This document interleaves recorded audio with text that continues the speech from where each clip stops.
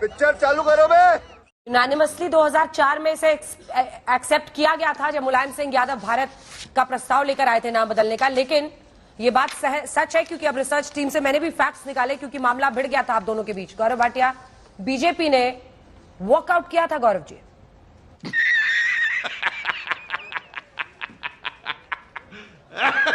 मैं बार बार ये कहता हूं, ये जो करार हुआ है 2008 का, अंजना जी, ये इस कार्यक्रम में तीसरी बार मैं सवाल पूछ रहा हूं।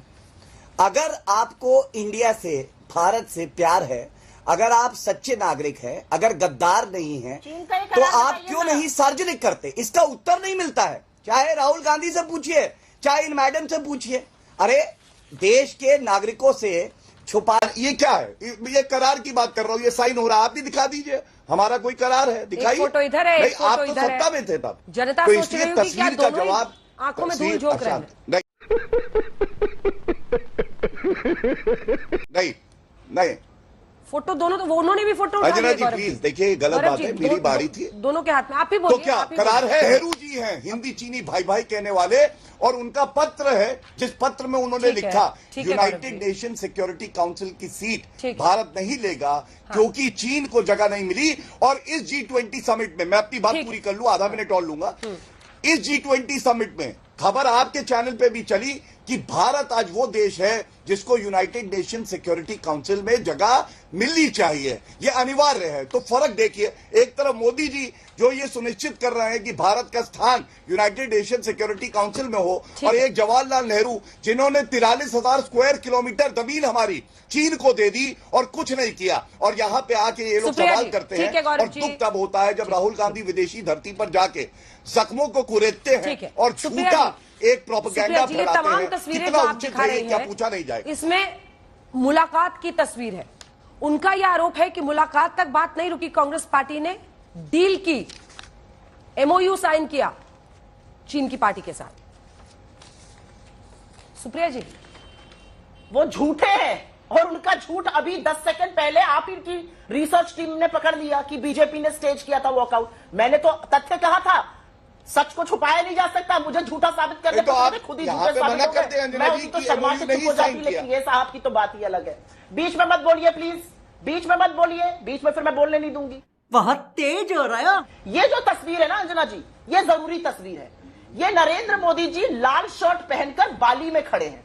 ये जरूरी इसलिए है क्योंकि 2020 में 20 जाबाजों की शहादत के बाद शी जिनपिंग से मोदी जी की पहली मुलाकात थी, और देश को लग रहा था कि वो तल्ख तेवर में उनको बोलेंगे आपकी हिम्मत कैसे हुई ये करने की। नरेंद्र मोदी जी तो इसमें हाथ मिला रहे, लाल शर्ट पहन के गलबैया कर रहे।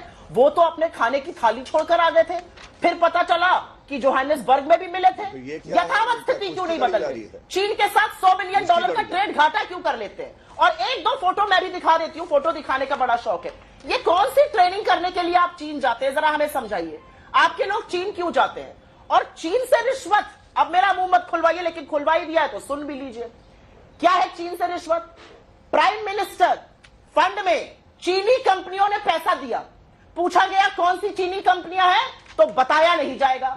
जिन चीनी कंपनियों को आप लोगों की आंख में धूल झोंकते हैं कि आप एप्स को बैन कर रहे हैं, चीनी कंपनी से पैसा डकार रहे हैं। किस चीज में लग रहा है पैसा? कितना पैसा किसने दिया? उसका क्या बात हुई? इसीलिए ट्रेड डेफिसिट बढ़ाया, इसीलिए भारत की निर्भरता चीन पर बढ़ाई।